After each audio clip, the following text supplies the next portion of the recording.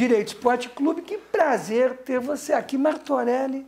O povo brasileiro descobriu onde está, em parte, o seu dinheiro. Aquele que deve, Não, né? pedacinho. Pedacinho. Muito. Aquele que deve, que tem problemas com os bancos, nas instituições financeiras, efetivamente em todo o lugar que o povo brasileiro, infelizmente, por uma questão de distribuição de renda, não tem.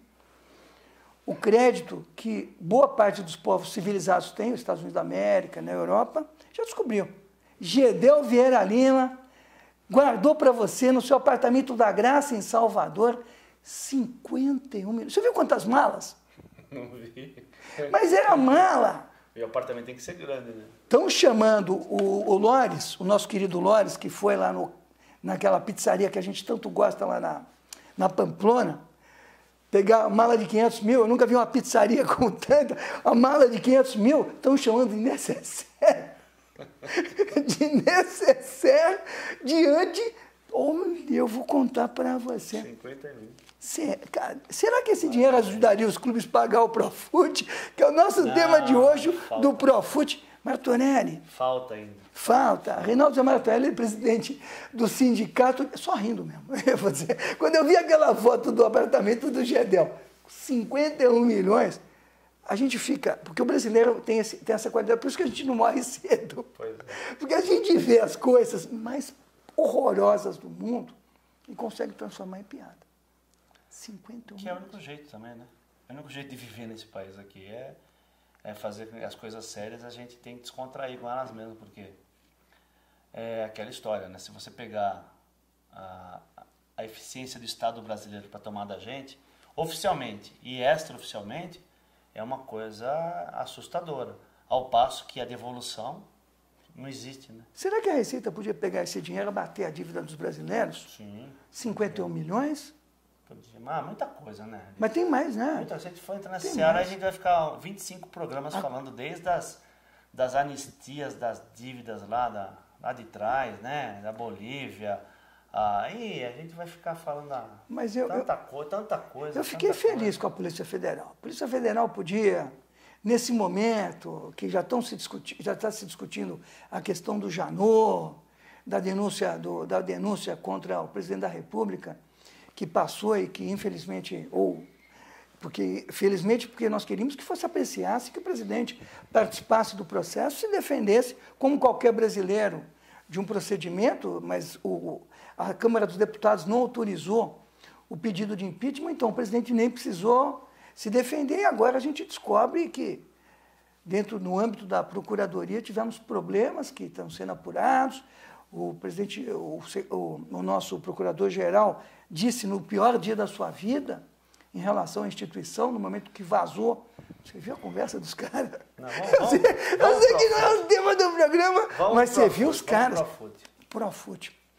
Mas, Tonelli, você lembra do Profut, quando a presidente Dilma reuniu os caras, todo mundo? Tinha até no primeiro plano uma camisa de não sei se um deputado com América Mineiro, grande América Mineiro, e outras camisas, tinha uma do Internacional também, anunciou o Profut. Como é que era o esquema do Profut? Então. 20 anos? Sim, parcelamento da dívida de 20 anos. 20 anos. 20 anos. E ia bater 70% da dívida, mais 50% dos juros. Eu anotei até aqui. Na época, escrevi um artigo dizendo que era para inglês ver, fui bombardeado. E o pior... Não faz tanto tempo. Não faz tanto tempo. Foi em 2015, o prazo me parece que era 30 de novembro de 2015, e a adesão do Profut tinha quatro motivos ou requisitos para a sua adesão, que era não atrasar salários ou direitos de imagem, regularizar todas as reclamações trabalhistas dos clubes, os mandatos seriam no máximo de 4 anos com uma reeleição, e que se utilizasse 80% da renda bruta do clube destinada ao futebol profissional. A proibição da antecipação, tinha outras coisas. Tinha. E aí o sindicato promoveu uma ação, não foi, Martorelli? Então, mas a ação, Olívia, porque o Profut, né, que é a Lei 13.155... Perfeito. Ela, lá no parágrafo 40, ela fez uma alteração no Estatuto do Torcedor. E da mesma forma como o parcelamento exigia as contrapartidas, né, que são essas, Tá. essas contrapartidas elas foram também copiadas no Estatuto do Torcedor, em 2015. Pois bem, nós vimos acompanhando, em 2016, essa contrapartida, ela significava que as federações e a CBF teriam que exigir dos clubes o comprovante para nós, o que interessava, né? O comprovante do pagamento dos salários, do direito de imagem, dos depósitos fundiários, além da CND. A CND nós nem tocamos nisso. Em 2016 a gente deu a tal da carência, né? Não vamos exigir em 2016 Perfeito. essa situação, porque não dá um tempo para o clube se adaptar, tá todo mundo tão arrebentado, ok. Mas para 2017 nós exigimos isso e notificamos a federação e a CBF. A federação e a CBF eles se valeram de uma portaria do Ministério do Esporte que dizia que ia postergar a validade daquela obrigação para 2018. E como não havia um acordo, a federação não quis fazer nenhum tipo de acordo conosco, nem a CBF, a federação ela se valia da prorrogação, né, para 2018 do Ministério do Esporte, e a CBF de um outro argumento de que a APFUT, que é um órgão criado para fiscalizar as obrigações, mas só para o parcelamento, que a APFUT que era responsável em fiscalizar isso, né? Então, não concordando com essas posturas, nós ajuizamos tanto em face da Federação Paulista quanto em face da CBF as ações exigindo as exigências, né?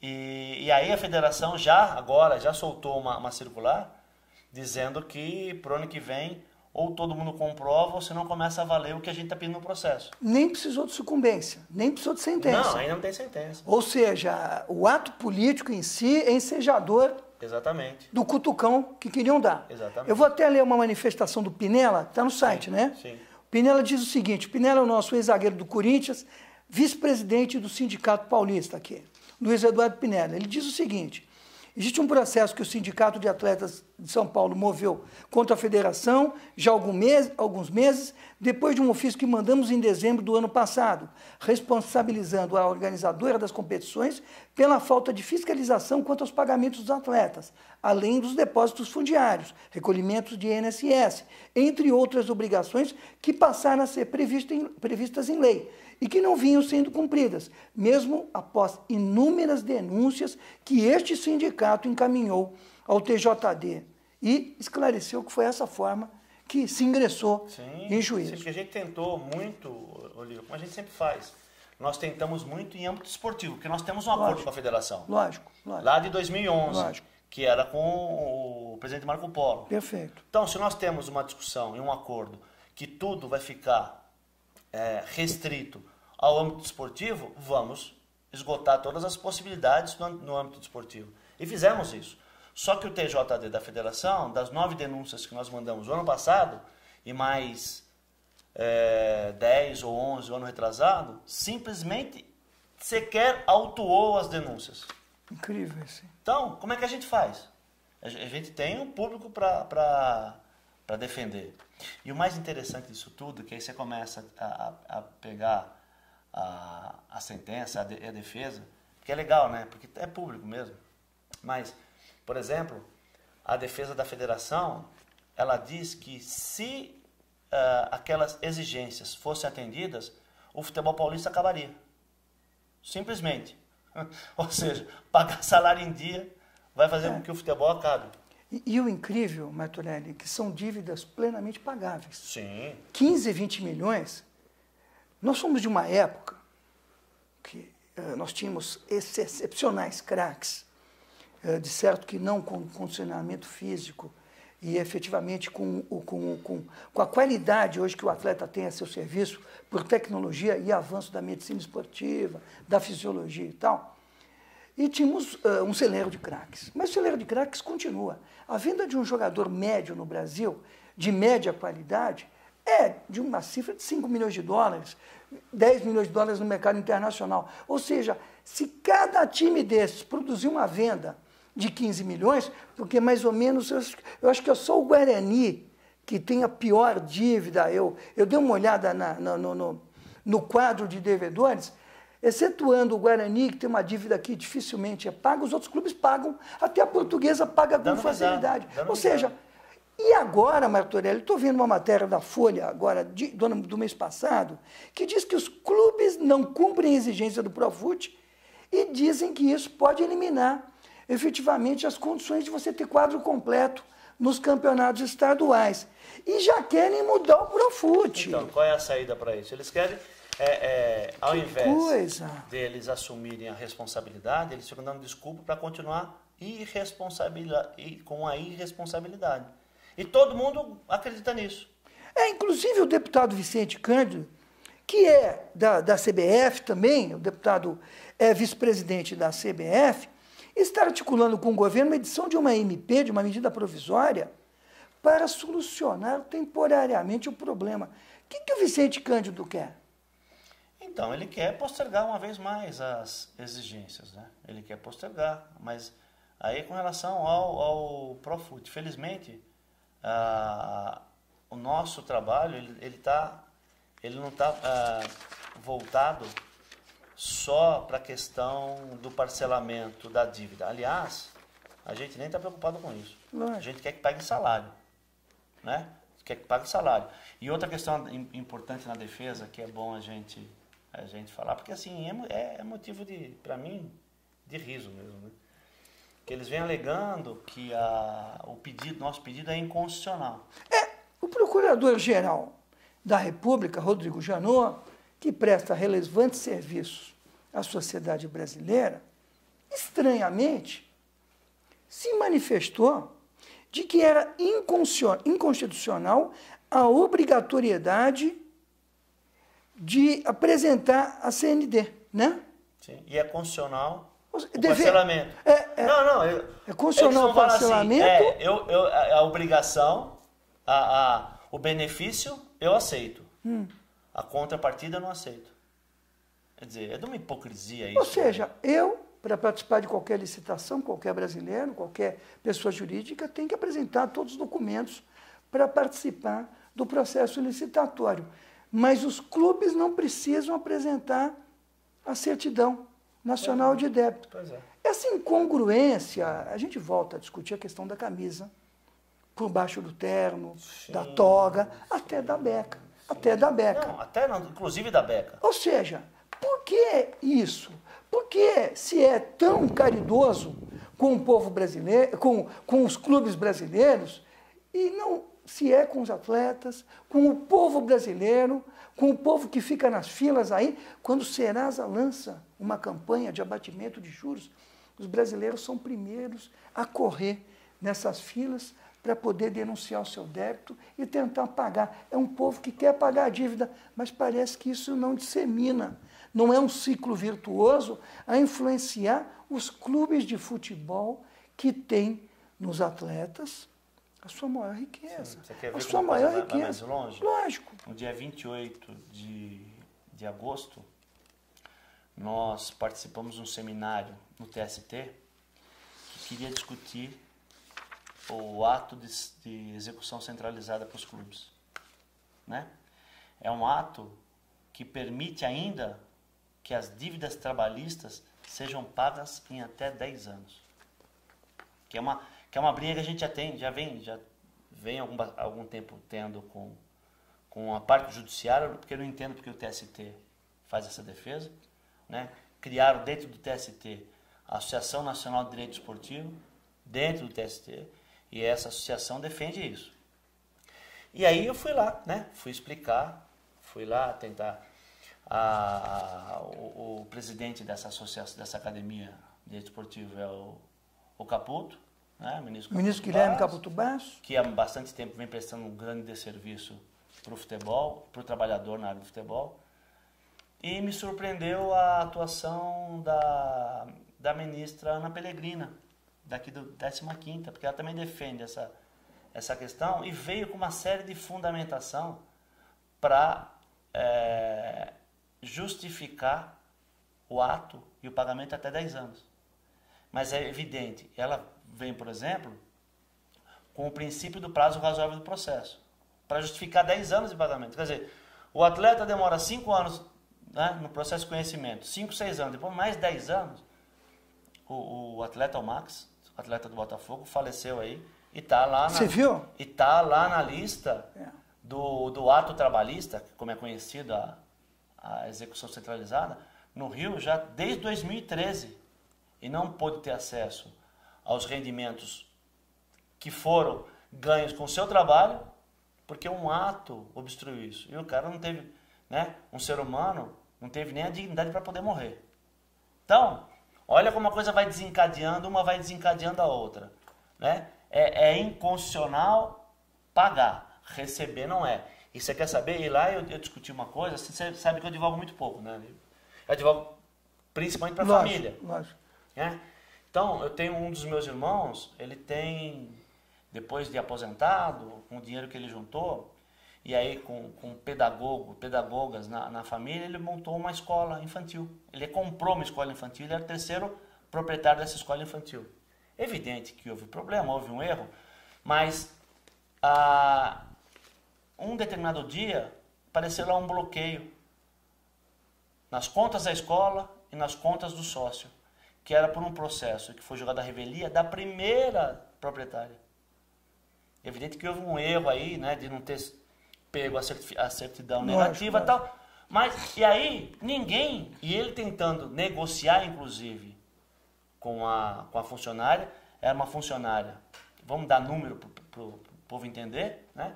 Uma funcionária que era uma assistente de classe, que ganhava R$ 1.200, que trabalhou 1 ano e 4 meses, né? Um processo que se ela ganhasse tudo que ela estava dizendo, inclusive verbas e tudo, um processo que ia dar uns R$ 15 mil, e ele teve R$ 80 mil de bloqueio nas contas. Ou seja, inclusive ainda está inviabilizando a continuidade da escola. E para esse devedor, não há nenhuma benevolência de 10 anos para fazer com que o credor espere 10 anos. Né? Então, quer dizer, o futebol está fora do mundo. O resto tem que seguir regras e padrões rígidos. O devedor do futebol, a ele, tudo é permitido. Só que é aquela questão, essa permissividade é que fez o 7-1. Lógico. E vai continuar fazendo. Lógico. Né? E vai continuar fazendo. Então, olha como a coisa vai desencadeando e o ser humano, o trabalhador, o cidadão ficam relegados a planos aí, lá no fim da fila. Lá no fim, na nossa área é terrível isso. Essa situação do 7-1, que agora é 51 milhões a 0, porque lá na Graça, no departamento do ex-deputado Gedel Vieira Lima, que atribuem a ele, nós temos lá 51 milhões em malas que efetivamente a polícia vai apurar, e o Gedel pode vir aqui e dizer, o dinheiro não é dele, está aberto para ele vir aqui, e ele deve efetivamente conversar com todo mundo, explicar de onde vem aquela grana toda. O mais importante é o seguinte, a justiça não pode tratar de forma desigual os trabalhadores. Não é possível. Os iguais, né? Mas não é possível que os iguais, como um atleta de futebol, que tem uma carreira de 15, 20 anos, e que efetivamente, na hora que ingresse em juízo com uma reclamação trabalhista, buscando seus direitos, seja tratado diferente.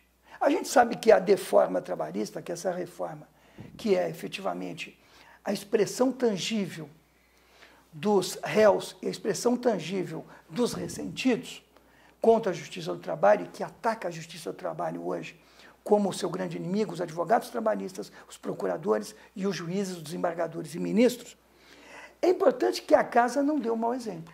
Por quê?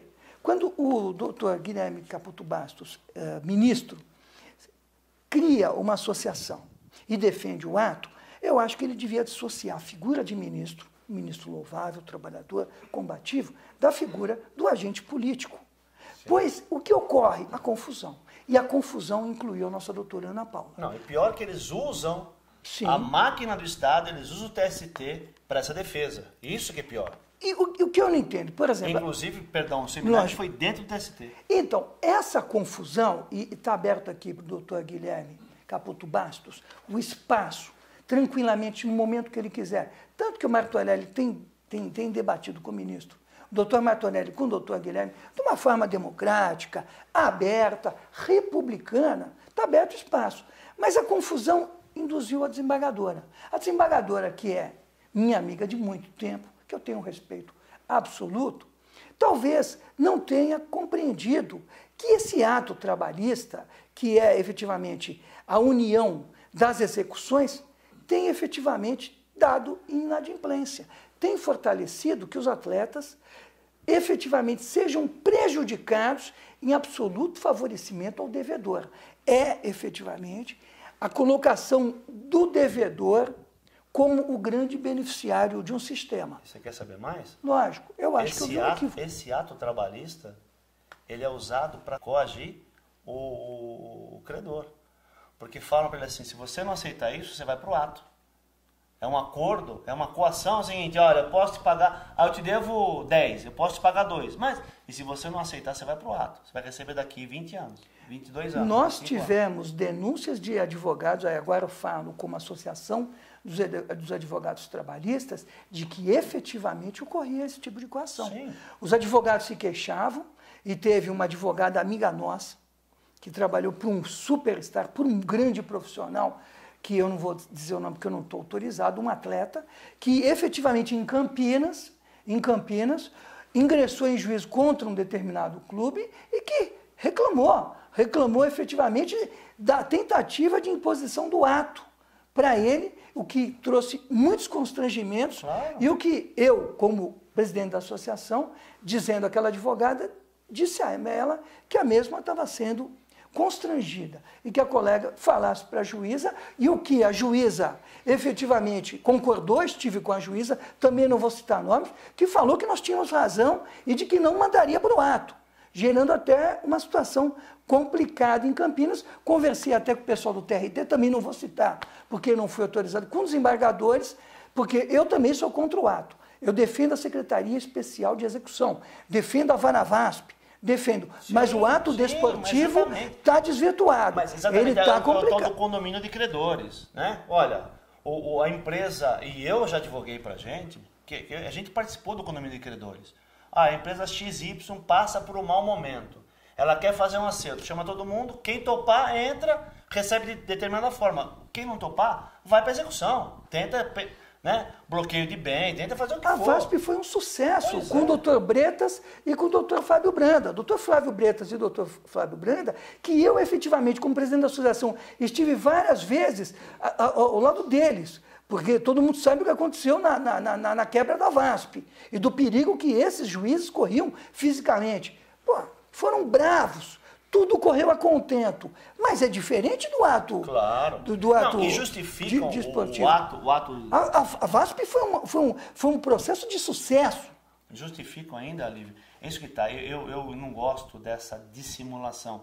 Justificam o ato, a execução centralizada, com o que aconteceu na Santa Casa de Misericórdia de Belo Horizonte, que foi exatamente um momento da Santa Casa. Sim. Aí cria um ato, não é para a entidade desportiva só, para as entidades assistenciais. É conversa, sabe? É duro. E a gente conhece os movimentos, a gente sabe por que as pessoas estão se mexendo, quais são as vantagens, quais são os interesses. Só o que machuca meu coração é que, atropelam o direito do cidadão trabalhador.